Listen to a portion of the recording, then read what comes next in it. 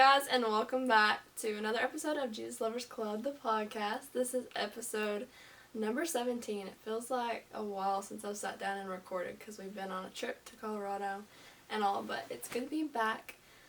Today our guest is my mom, Sherry Rich. So I've been pumped about having her on here, and I just feel like this will be a really cool episode of just going through how God has been a part of her life story and just trickled down into our family. So let's pray before we get started, and then we'll get into all that good stuff. So God, I just want to thank you for this day, Lord. I want to thank you for my mom and just how much she's implemented you into her life, God, and how inspiring that's been for me to implement you into mine. And God, I just pray that these stories, that we would just accurately exemplify you in each detail of our lives, God, and that it would just be inspiring for people to just have faith in you for big things, God. And I just thank you for all that you do, and let these words be yours, not ours. In Jesus' name, amen. Mm-hmm. Okay, so we usually, when I have a guest, have like a topical conversation. But today we're going to change things up just because I feel like we just have too many crazy stories not to just share them. So I guess I'll just give you the floor of, you can start kind of wherever you would like. But just, I guess, with the basis of the question, really how has God just been a part of your life, and how has that just kind of implemented into our family and your marriage and all that good stuff? So. Well, I told Leah I was not going to rehearse or think through everything beforehand, so this is just going to be just straight from the heart. First of all, I guess I could say that my life with Christ, just my walk with Christ, started as a small child because my grandparents took me to church when I was itty bitty, and then my parents started going to church, and then they started taking us themselves, and so I've always been in church my whole life. Then of course I got saved myself, and I just always felt like that I've had a semi close walk with the Lord all my life, but I really feel like as I've gotten older that it's gotten stronger, gotten closer to the Lord, which I think that's what He wants it to be that way, just a continuous, getting to know Him better, because once we're saved, that's wonderful, but it doesn't stop there, so. Mm-hmm. So I guess the first thing would be even the story of how you and Daddy met and the whole engagement thing, which is appropriate because today's their 30th wedding anniversary. But I know in my book I talked a little bit about how y'all had met, but never really went into the engagement story and all that good stuff. So if you want to share that, that's pretty interesting. Today is our 30-year wedding anniversary, so oh wow, it takes me back a long time, but like Leah said, we have like some stories that seem like kind of out of this world stories, and sometimes we'll tell people and they kind of have the big eye looking at us, like, are you for real? But God, it seems like He's always just shown up in some really crazy but cool ways. So I'll tell the story about our engagement. Of course, we dated for a couple of years before we got married, but we've probably been dating around a year maybe, and we were having revival at Jackie's church, and he this is cool how God works, but I was in my bathroom getting ready for revival that night, and this thought just come across my head: what would you think if Jackie told you he had been called to preach? And I remember my response was, that'd be okay, because I like going to church. Well, sure enough, I could tell as the week progressed, he kind of was acting like maybe something was going on with him. And of course, in my head, I'm thinking, So he sits me down one night at revival and says, I need to talk to you about something. I could tell he looked kind of worrisome. And I said, okay, what is it? And you could tell he's a little hesitant about saying something. I said, I think I know what you're going to say. And he's like, you do? I'm like, what? I said, well, go ahead and I'll tell you if that's what it is. And sure enough, he says, I feel like the Lord's called me to preach. And I said, yeah, I already felt that, and told him the story. And he was like, really, so as the revival week progressed, then he did tell his call to preach this one particular night. And so when we got back to his house, he asked me that night without a ring, kind of unexpectedly, but he just felt like he should ask me that night. So he told his call to preach and also got engaged on the same night. So that was pretty cool. But prior to that, as far as like how we actually met, I'll back it up a step. And my sister, Laura, was working with a lady named Tammy. Her husband Tim worked at the Rich Lumber Company, which is Jackie's dad's mill. And he was going to open up his own mill, so it was his last day of work. And he asked Jackie to come down off of a barn top because he really needed to tell him something. And so he tells Jackie that there's this girl down at the prescription shop that I think you need to go meet.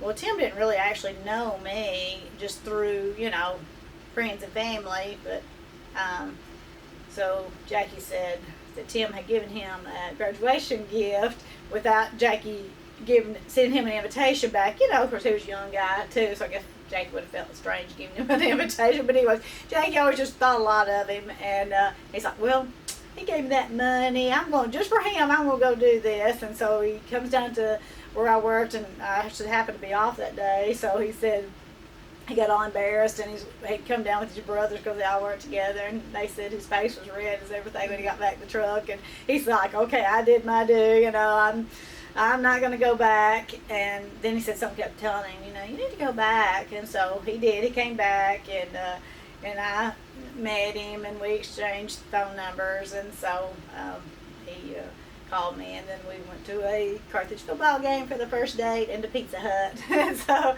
And then it's just kind of like the rest is history. It was the pizza that got you. Yes, I love pizza. So they got me. And also tell about the falling star thing when y'all were engaged. Yeah.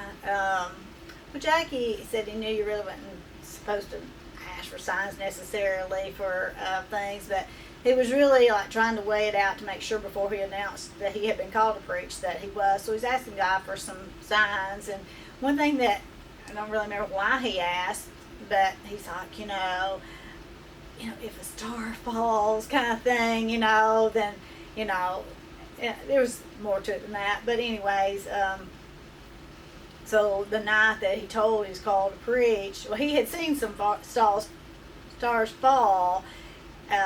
It was just kind of like, it's amazing that God, up in heaven can hear even our little itsy bitsy tiny requests, that he could make a star fall from heaven if he wanted to. And so Jackie was getting all kinds of different confirmations, and I respect that he wanted to know for sure before he told, so but anyways, so he told it that night. And then when we were out in the driveway, I was fixing to leave. I had driven to his house that night, just I guess because revival was going on. I don't really remember why, because most of the time he would come get me, but that particular night I had driven. So as I was fixing to leave, he said he just felt like, I really just need to, before she leaves, ask her to marry me. And he said, about that time, a star fell. And so anyways, it was a cool night. Mm-hmm. Yeah, I think it's just a neat story. Because like you said, all the stuff we lived out, and then when we sit down and tell somebody about it, they're like, that's crazy. Mm-hmm. But I guess like the theme of this video is just like, let God be a part of every piece of your life, and when you invite him in, like, he'll just kind of be a part of everything. And it's super cool how everything works together, honestly. Right. And I guess the most important part about that whole story is when we were young and had dated, neither one of us had ever prayed that God would send us who we were supposed to marry. We had just dated, and so then we both had started praying, God, send me the person I'm supposed to marry.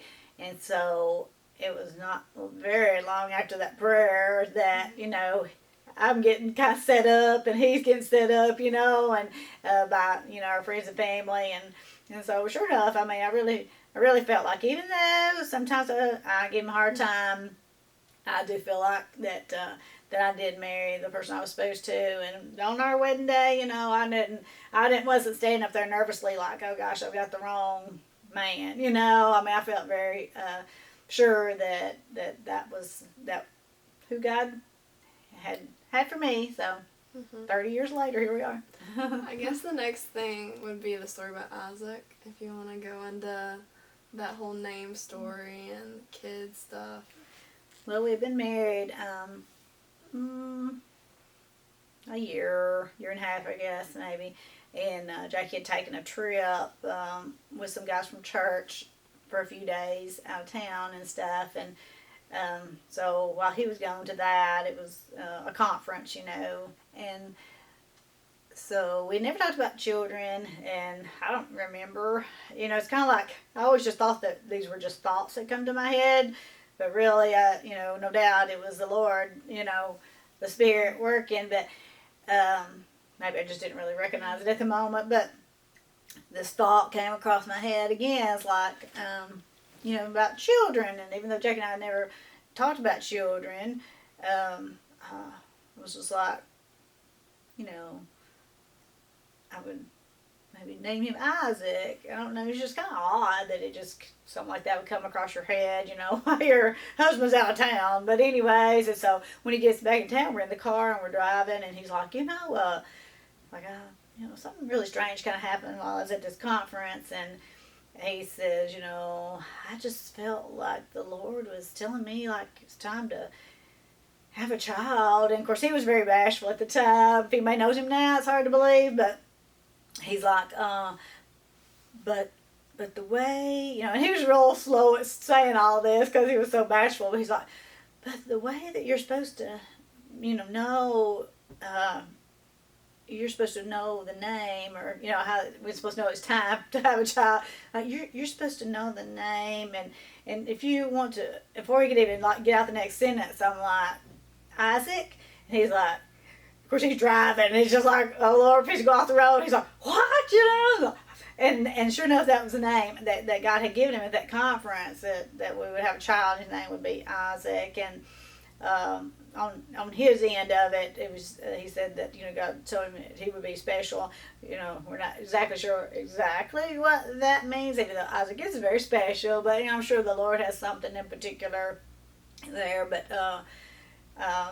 so he was just all whatever, that I knew the name, and so that's how that came to be. Then you had two girls before Isaac ever got here. Right. So the first one is Victoria, and so he was a little, we're both just a little bit confused, and then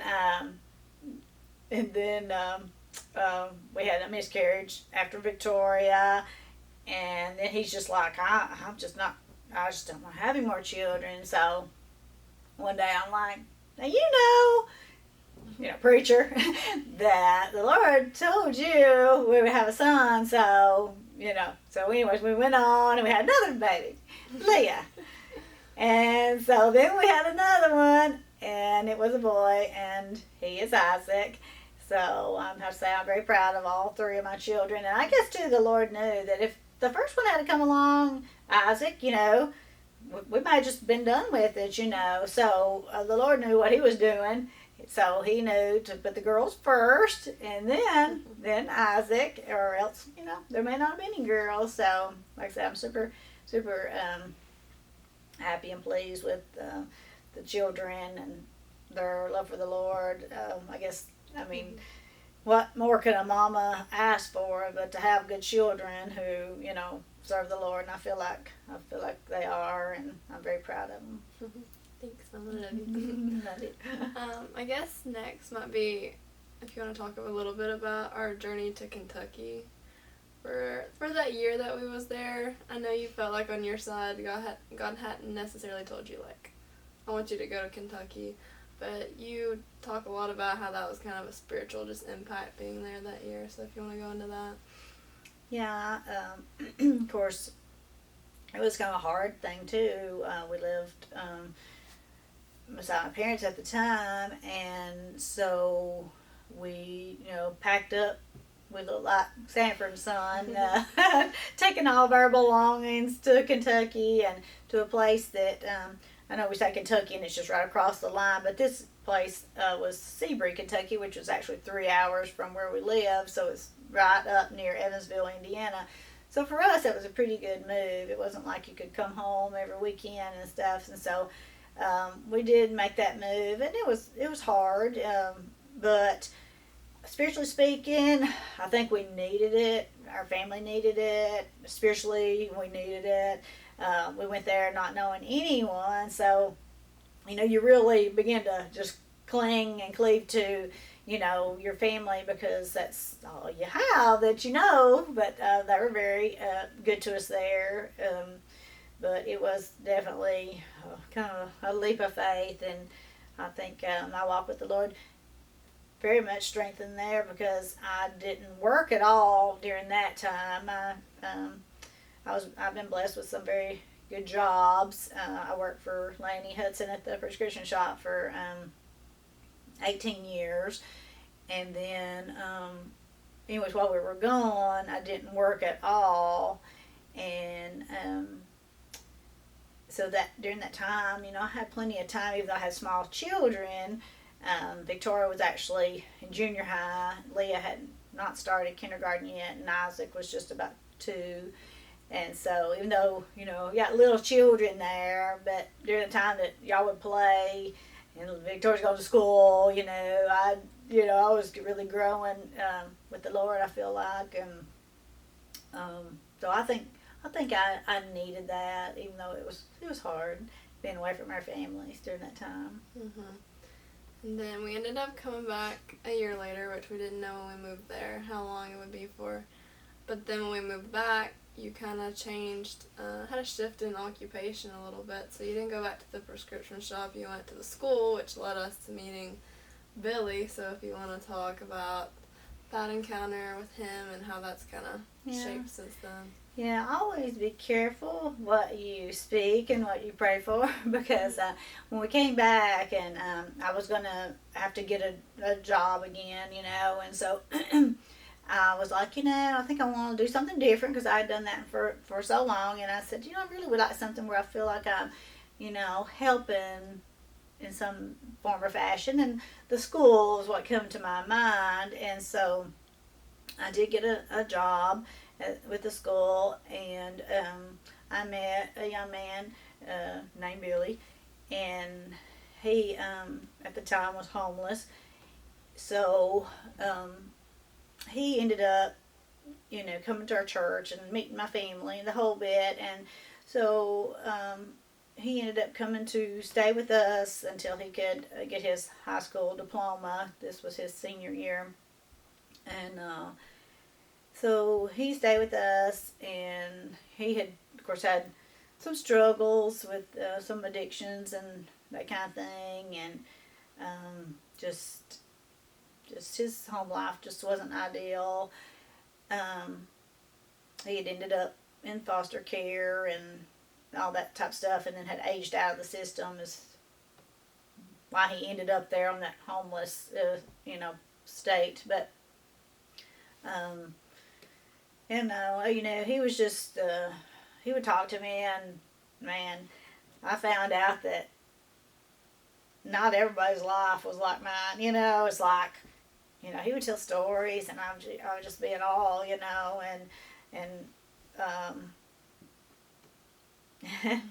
I hope I don't get emotional. But anyways, it was an eye-opener to the lives that so many of these kids live, and so anyways, Billy stayed with us, and he did graduate, and he moved on to Texas, and still, dealing with lots of issues, and ended up getting a phone call that he was found dead in a hotel room, and so, that didn't pan out the way we wanted to, but lots of good things, I think, come out of him being at our home, I think, for him and for us, and I guess our next thing we might want to talk about is the Bob's house, because it kind of goes along with Billy. I told Billy, just knowing what, what a sad time seemed like he'd had in his life, he would talk about how, he felt very unloved and stuff. And I had it in my mind and heart that I would like to have something in honor of him. And I always felt like it was going to be like some type of maybe like a community building, thinking more like, kind of like the Sally Wells building, or one of those buildings that, where people just, come and do, their community events and go on. Was kind of what was in my mind, but I never really told him exactly what it was, because I kind of wanted to surprise him. And so, it just, at that point in my life, I didn't feel led at that point to have anything like that just yet, but of course he passed, and in my mind, before he even passed, when I was thinking about this, I thought I would like for it to be named the Bob Building, which stood for because of Billy, the acronym B-O-B. And I just thought, I don't know, it just has a ring to it, like, let's go have a birthday party at the Bob Building. I just thought, that just sounds good, it has a little ring to it. And oh wow, there's just so many things in our lives that it's kind of like a big puzzle, and the pieces just fit together. And sometimes they're kind of abstract, you got this piece, and it's not all come together just yet. But there were some other things I guess I kind of skipped over that. But anyways, I told some people some other things that is the reason why they introduced this possible transitional home to us. And so we started going to some meetings, because I thought we needed something here in Macon County to house the children who have to be pulled from their homes due to, bad circumstances, whether it be neglect or some type of abuse or whatever.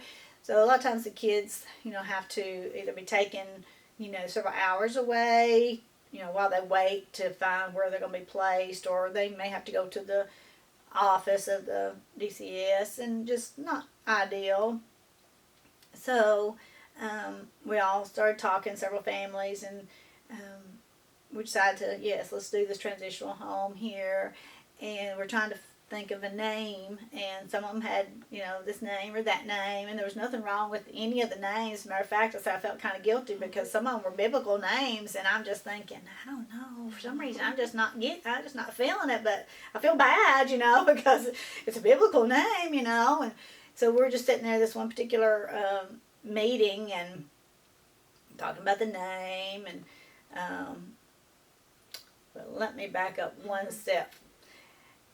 We had already decided, we are super busy people, and maybe too busy for our own good sometimes. And we had already told some of the other families, I just don't know if we're going to be able to help on this, because, our time is just, sometimes we're in just time crunches. And so we had told this particular person that, and they were like, well, hey, we're having a meeting tonight, and we didn't even know that they were having a meeting that night for some reason.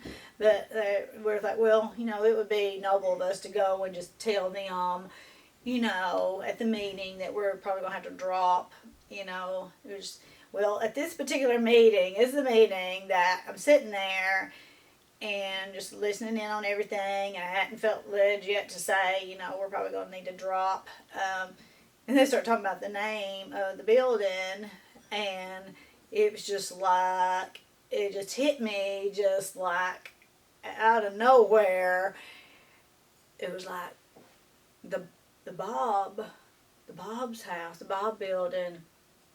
Maybe this is the Bob Building, because, it just made sense, It would be community building. It would be Bob's house because of Billy, and this particular young man had gone through all this stuff that these same children that would be coming there, had gone through, and I just tearfully told my story of who Billy was, and and the situation, and when I got through, I really don't know what all I said, but they all were like, yes, this is going to be Bob's house. And that's what they sort of started calling Bob's house. And I'm like, yeah, that's it, Bob's house.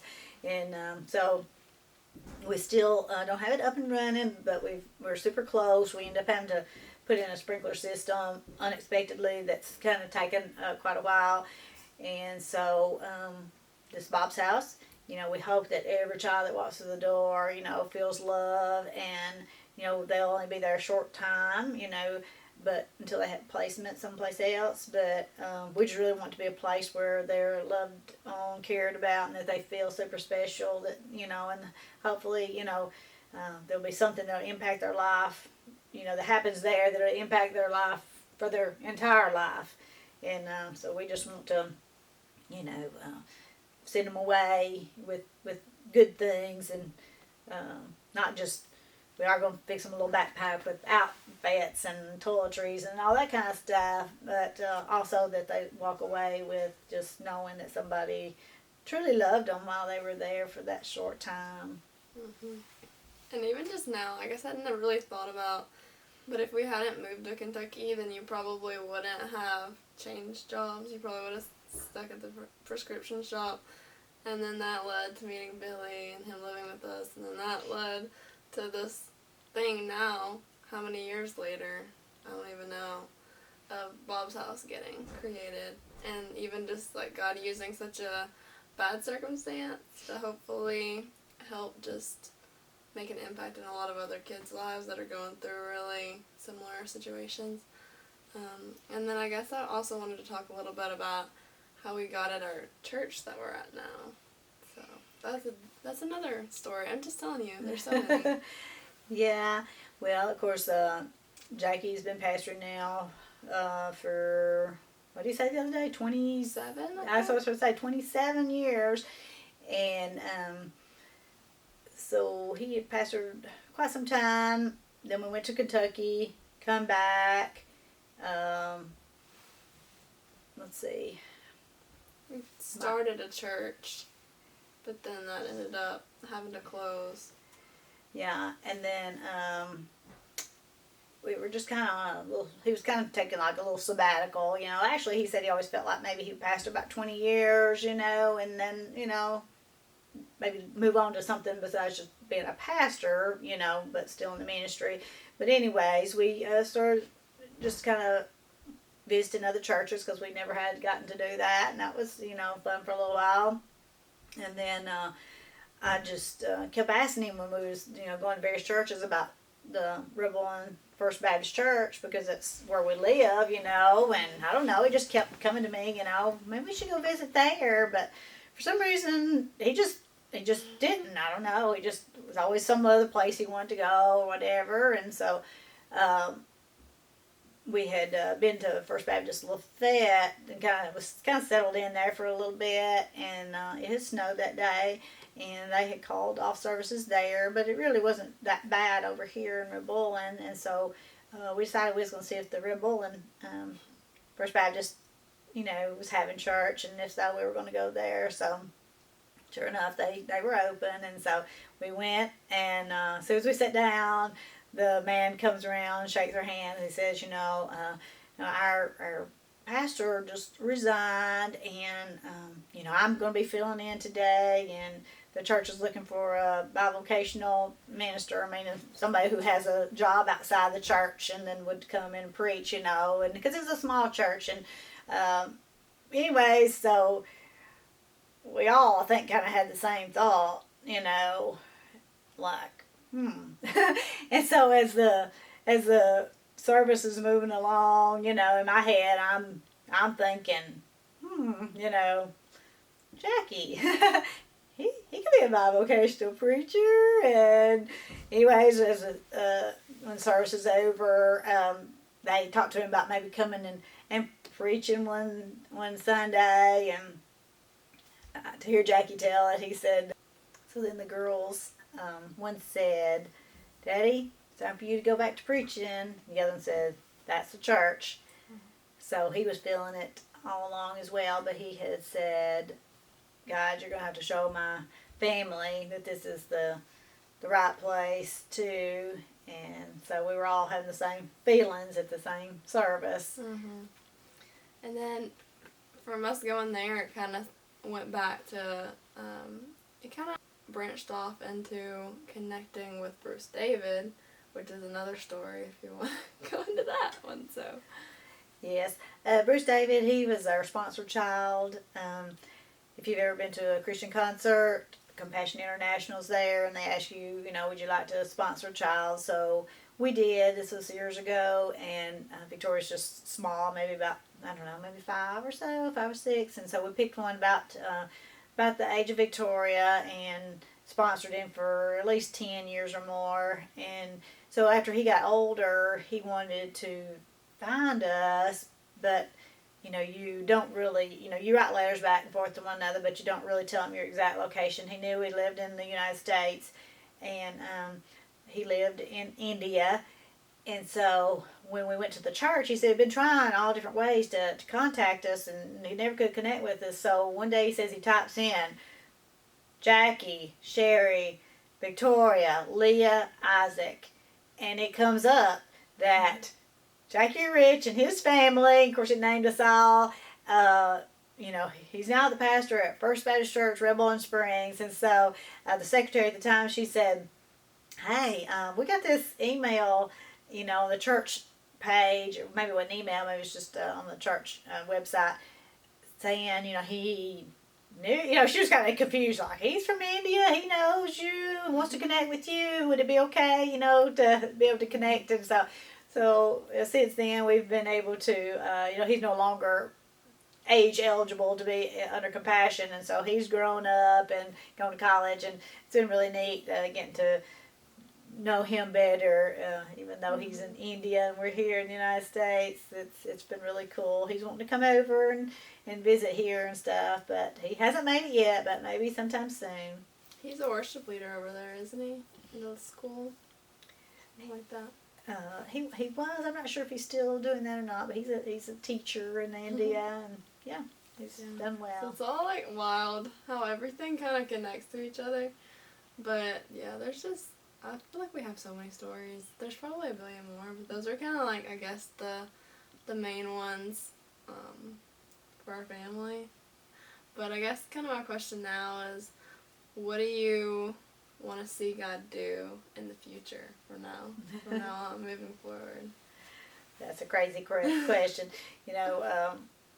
Jackie says lately he's been, contemplating, what's the, of course we hope to live many more years, but kind of like, what's the end, going to look like for us as far as, ministry, retirement, all that kind of stuff. And so,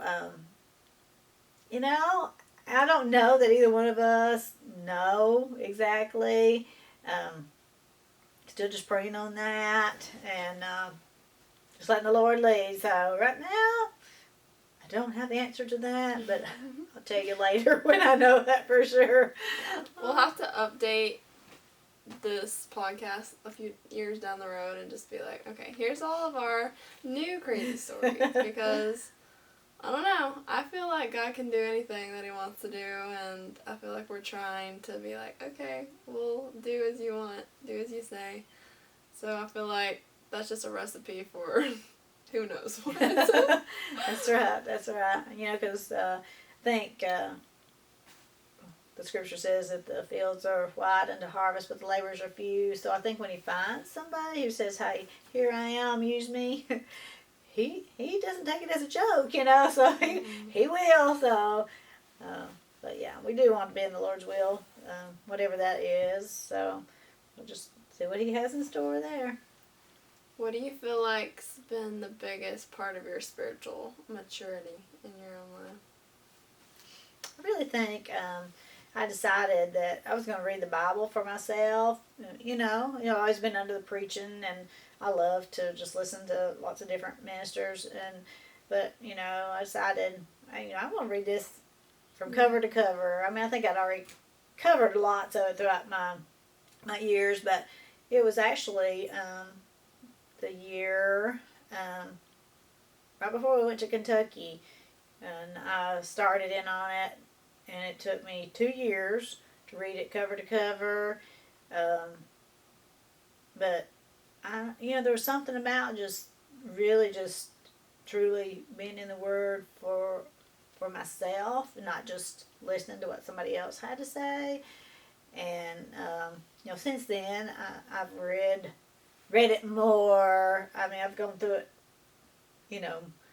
more, and I don't really know how many times, but I don't think it ever gets old as far as that. But I don't know. It was just something, and I think a lot of people kind of get a little discouraged sometimes, with their walk, because they're not, how we do. We get down on ourselves sometimes, like I hadn't, but I was golly upper 30s, I guess. Not been hardly that old. Late 20s, up 30ish. I guess when I read, started reading through it for myself. And so I guess what I'm trying to say is, I was that old when I just really decided to cover, even though I knew most of it, because I all my life had been in it, but just sitting down and just literally going cover to cover and trying not to go so fast that I didn't know what I was reading. And so since then, I think I've put a little bit more emphasis on the Word than I had before. So I think that really was a game changer for me. I guess is there anything else that you wanted to include, or any other stories that you had in mind, or any other pieces of advice, or anything like that?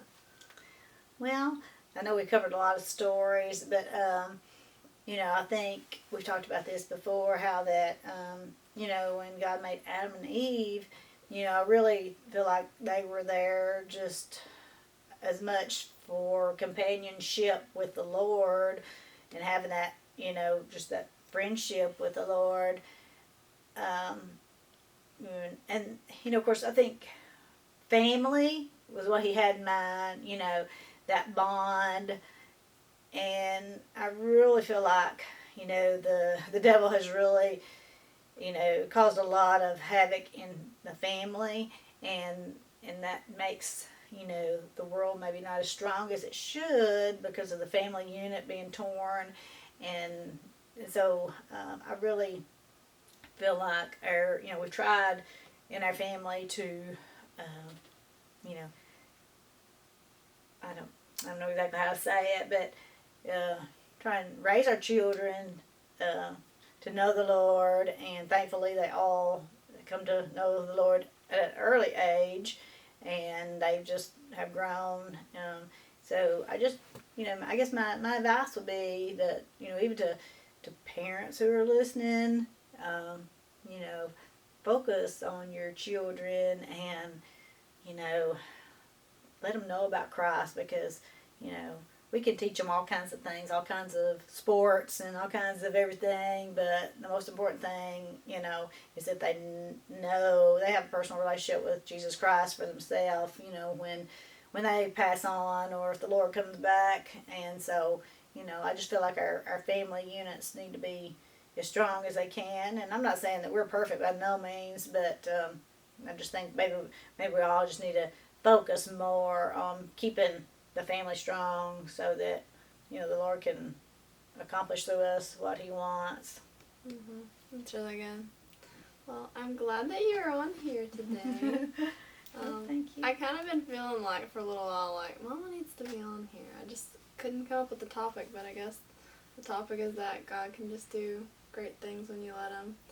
And I'm really thankful for all the stories we get to tell of stuff that He's done in our lives. And like we were talking about earlier, I think there's way more to come in the future.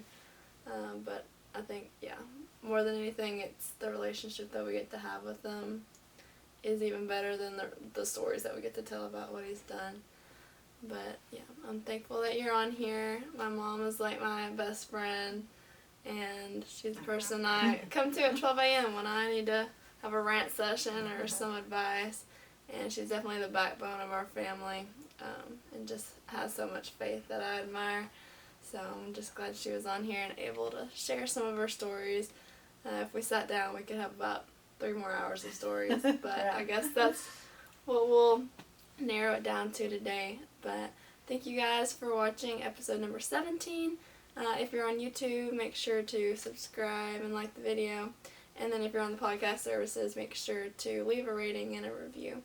And there's an opportunity to give if that's something that the Lord puts on your heart, but absolutely not expected. We need your prayers more than anything, and I hope God just uses this conversation just to boost your faith and to realize that He really does want to be a part of every piece of your life, and all you have to do is give Him the invitation to come in and just be the biggest part of it. So, I hope you guys have an amazing week, and I'll see you guys later. Bye. Bye.